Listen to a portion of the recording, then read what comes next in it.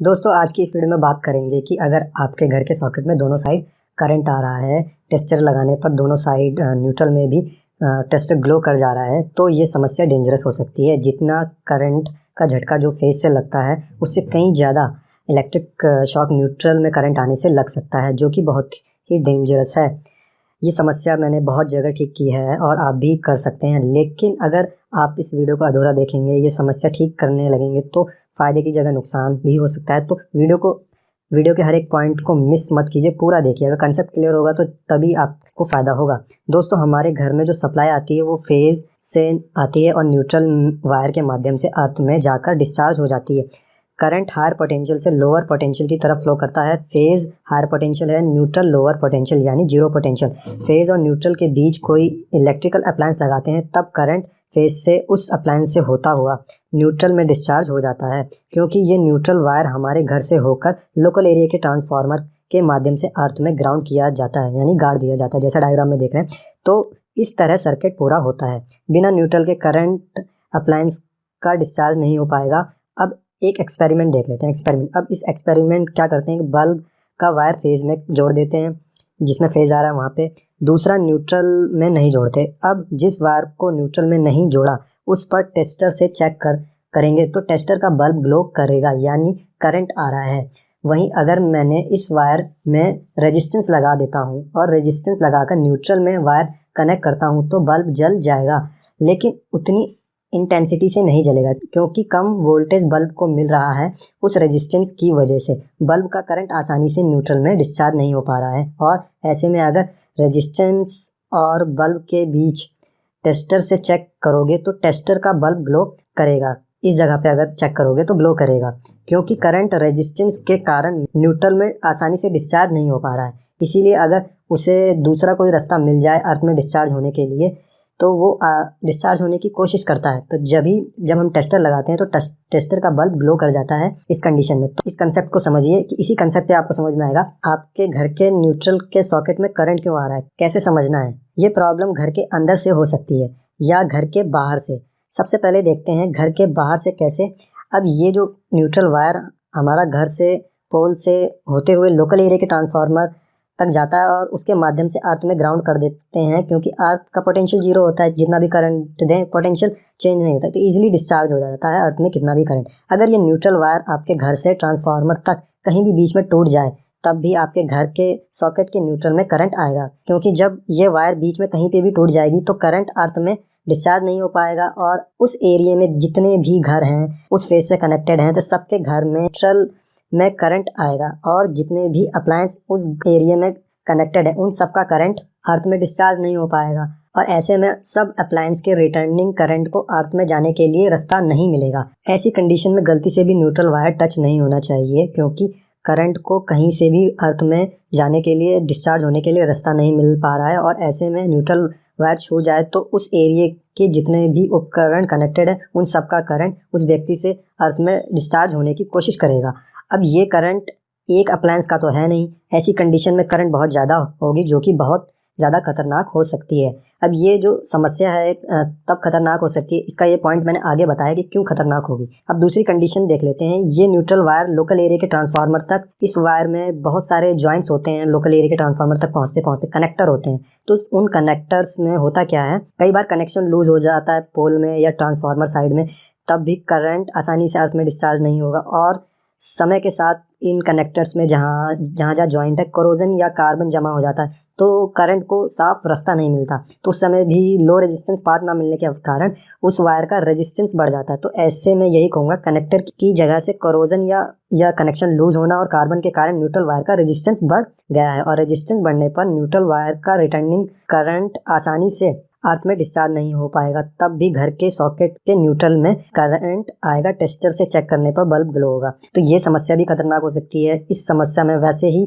जैसे मैंने जिसमें न्यूट्रल वायर टूट जाए अगर ट्रांसफार्मर और पोल साइड में, तो उसी की तरह इस कंडीशन में जिसमें लूज है या कार्बन जमा हो गया, तो लूज में न्यूट्रल वायर का जो कनेक्टर है उसका कार्बन या कोरोजन के कारण रेजिस्टेंस बढ़ गया है, तो करंट आसानी से डिस्चार्ज नहीं हो पा रही है। तब भी गलती से न्यूट्रल वायर टच नहीं होना चाहिए, वरना करंट उस व्यक्ति से अर्थ में डिस्चार्ज होने की कोशिश करेगा और इतने सारे अप्लायंस का रेसिडुअल करंट भी ज़्यादा होता है तो वो भी खतरनाक हो सकता है। और ये जो दोनों कंडीशन मैंने बताई, एक में वायर टूट जाएगा और दूसरे में ये रेजिस्टेंस बढ़ जाता है कोरोजन और लूज कनेक्शन की वजह से, ये कब खतरनाक होगा ये मैं थोड़ी देर में 1-2 मिनट के बाद बताता हूँ।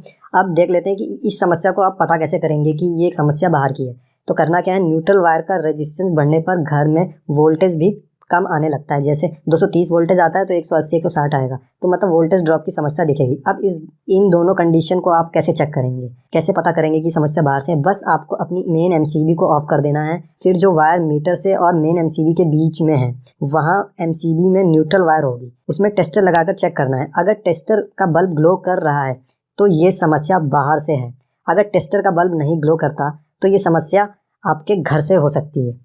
तो मतलब टेस्टर का बल्ब अगर ग्लो कर रहा है तो ये समस्या बाहर से है। तो इस समस्या को कैसे ठीक करा जाएगा, यानी कि पोल या ट्रांसफार्मर से कहीं से ये समस्या हो सकती है कि वायर टूटा है या लूज कनेक्शन है। तो इसको ठीक करने के लिए आपको करना क्या है, आपको अपने नज़दीकी सर्विस प्रोवाइडर से जहाँ से कनेक्शन ले रखा है वहाँ आपको कंप्लेन करनी है कि मेन एमसीबी ऑफ करने पर भी न्यूट्रल में करंट आ रहा है। मीटर से जो वायर आ रही है उसमें अगर चेक कर रहे हैं टेस्टर लगा के, उसमें बल्ब ग्लो कर रहा है। और ये समस्या अगर आपके घर के नज़दीक पोल से है तो सिर्फ आपके घर में ही न्यूट्रल में करंट आएगा। लेकिन ट्रांसफार्मर साइड से, मतलब काफ़ी दूर वाले पोल से या ट्रांसफार्मर साइड से समस्या हो रही है तो आपके पड़ोस में भी जो घर है उनके न्यूट्रल के सॉकेट में भी करंट आएगा।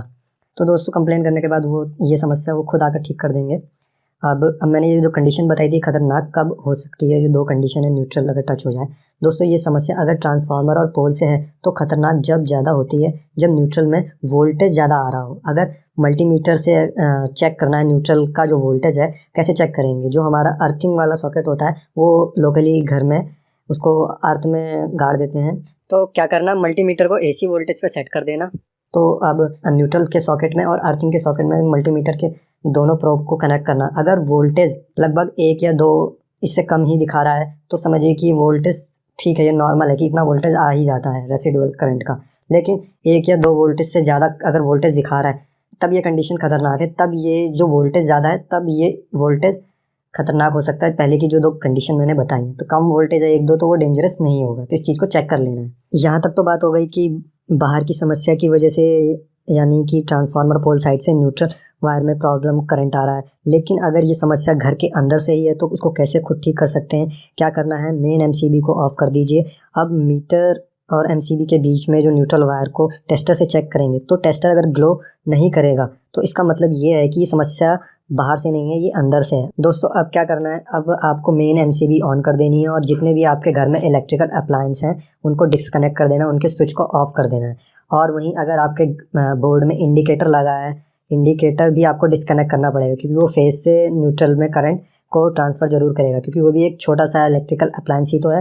तो आपको सारे अप्लायंस डिस्कनेक्ट कर देना है, फिर उसके बाद न्यूट्रल में टेस्टर लगा के चेक करना है। तब आपके न्यूट्रल में करंट नहीं आएगा। न्यूट्रल में करंट जब ही आएगा जब आप कोई अप्लायंस कनेक्ट करेंगे तो उसमें से क्या होगा, फेज से करंट आएगा और उस अप्लायंस के माध्यम से न्यूट्रल वायर में करंट जाएगा। अब न्यूट्रल वायर का जो करंट है वो आगे जाके वो आसानी से डिस्चार्ज नहीं हो पा रहा है, इसीलिए उस न्यूट्रल वायर में भी फेज आने लगता है, मतलब करंट आने लगता है। तो ऐसे में करना क्या है, अब जैसे कि इस डायग्राम में आप देख रहे हैं कि 100 वाट का बल्ब कनेक्टेड है, साथ में फ़ैन भी कनेक्टेड है। तो अब क्या देख रहे हैं कि न्यूट्रल वायर को जब चेक करेंगे तो इसमें करंट आएगा। ऐसा इसलिए होता है क्योंकि उस बल्ब का या अप्लायंस से जो न्यूट्रल वायर कहीं से अगर लूज़ है, जैसे एमसीबी साइड में देखेंगे न्यूट्रल वायर के जो कनेक्शन है जहाँ से कनेक्टेड है, तो एक तो एमसीबी की जगह में लूज़ हो सकता है या कोरोजन या कार्बन जमा होने के कारण भी वहाँ से कनेक्शन अच्छी तरीके से नहीं है, जिससे रेजिस्टेंस बढ़ सकता है। तो एमसीबी के न्यूट्रल वाले वायर के जॉइंट को साफ़ करना है, दोबारा साफ़ करके ठीक तरीके से उसको कनेक्ट करना है ताकि न्यूट्रल वायर का कनेक्शन अच्छा हो सके और आगे करंट आसानी से पोल के माध्यम से, ट्रांसफार्मर के माध्यम से अर्थ में करंट डिस्चार्ज हो सके न्यूट्रल का। ऐसा करने के बाद भी न्यूट्रल में करंट अगर आ रहा है तो एमसीबी से लेकर और सभी अप्लायंस तक, जैसे बल्ब और ये फ़ैन दिखा रहा हूँ, यहाँ से लेकर और एमसीबी तक के बीच में जो न्यूट्रल वायर है जो दीवार में पाइप के अंदर से जा रखी है, वो कहीं ना कहीं से ख़राब हो सकती है। जैसे कि वो पुरानी होने के कारण वायर में जंग लग गया हो, जिससे कनेक्टिविटी सही नहीं हो पाती और न्यूट्रल वायर का रेजिस्टेंस बढ़ जाता है, क्योंकि जंग लगने की वजह से कनेक्टिविटी नहीं सही तो रेजिस्टेंस बढ़ जाएगा, मतलब करंट को वो रोकेगा।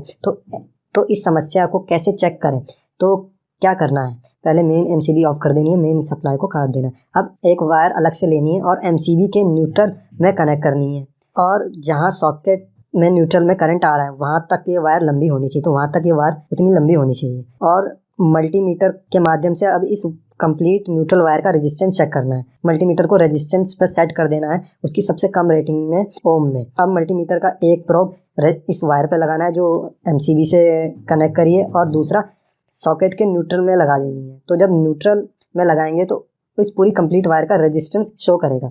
अगर ये रेजिस्टेंस 1 ओम या 2 ओम 5 ओम तक दिखा रहा है तो समझिए कि इतना रेजिस्टेंस ठीक है, लेकिन 5 ओम से ज़्यादा दिखा रहा है, लगभग 20 ओम, 40 ओम, 100 ओम, तो इस वायर का रेजिस्टेंस बढ़ गया। वो इसलिए क्योंकि ये वायर पुरानी हो गई, इसमें जंग लगने के कारण, करोजन की वजह से इसकी कनेक्टिविटी सही नहीं है, और इसका रेजिस्टेंस बढ़ने के कारण ये सही से करंट को आगे जाने नहीं दे रही है, तो इस वायर को चेंज करना पड़ेगा। तो कहने का मतलब है कहीं ना कहीं से कोरोजन के कारण डैमेज हो गई है और रेजिस्टेंस बढ़ गया है, इसी कारण अप्लायंस का करंट है वो न्यूट्रल वायर से डिस्चार्ज नहीं हो पा रहा है, तो वायर को चेंज करना पड़ेगा।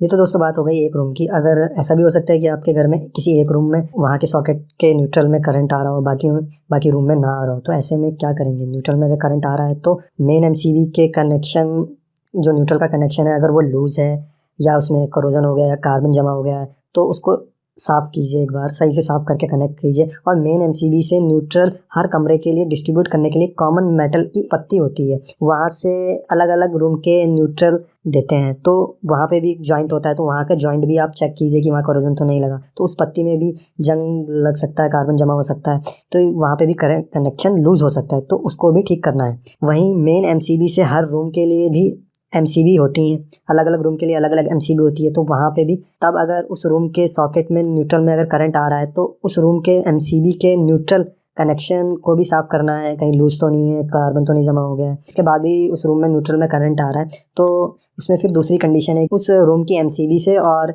अप्लायंस तक जो न्यूट्रल वायर जा रही है उसमें कहीं कोरोजन लग गया है, वो ख़राब हो गई है, तो उसको बिल्कुल उसी प्रोसेस से चेक करना है जैसे मैंने पहला वाला बताया था। मेन एमसीबी से के न्यूट्रल में एक वायर कनेक्ट करनी है और उसको उस सॉकेट तक ले जानी है और उन दोनों के बीच में रेजिस्टेंस चेक करना है। तो ऐसे ही फिर उस रूम की एमसीबी के न्यूट्रल से वायर कनेक्ट करनी है और उस रूम के सॉकेट तक वायर ले जानी है और उन दोनों के बीच में मल्टीमीटर से रेजिस्टेंस चेक करना है। अगर रेजिस्टेंस ज़्यादा दिखाता है 1-2 ओम तक है तो चल जाएगा, लेकिन 5 ओम से ज़्यादा है, 40, 50, 100 ओम, तो वो वायर ख़राब हो गई, तो उस वायर को आपको चेंज कराना पड़ेगा। दोस्तों ये तो बात हो गई कि आप मैनुअली न्यूट्रल में टेस्टर लगा के चेक कर रहे हैं कि अगर टेस्टर ग्लो कर रहा है तो उसमें करंट आ रहा है। कोई ऐसा इलेक्ट्रिकल अप्लायंस है एमसीबी की तरह जो न्यूट्रल में करंट को सेंस कर सके कि आगे करंट जा रहा है नहीं जा रहा है, तो वो आप आरसीसी भी इंस्टॉल कर सकते हैं एमसीबी के बाद। वो न्यूट्रल में और फेज में जो करंट है उसके डिफरेंस को चेक करता है, तो अगर न्यूट्रल में करंट आ रहा होता है तो वो आरसीसी भी ट्रिप कर जाती है। फिर उसके बाद आप बाकी के जो प्रोसेस है वो बिल्कुल वैसे ही कर सकते हैं, क्योंकि आपकी आरसीसी भी ट्रिप करेगी तो आपको पता लग जाएगा कि न्यूट्रल में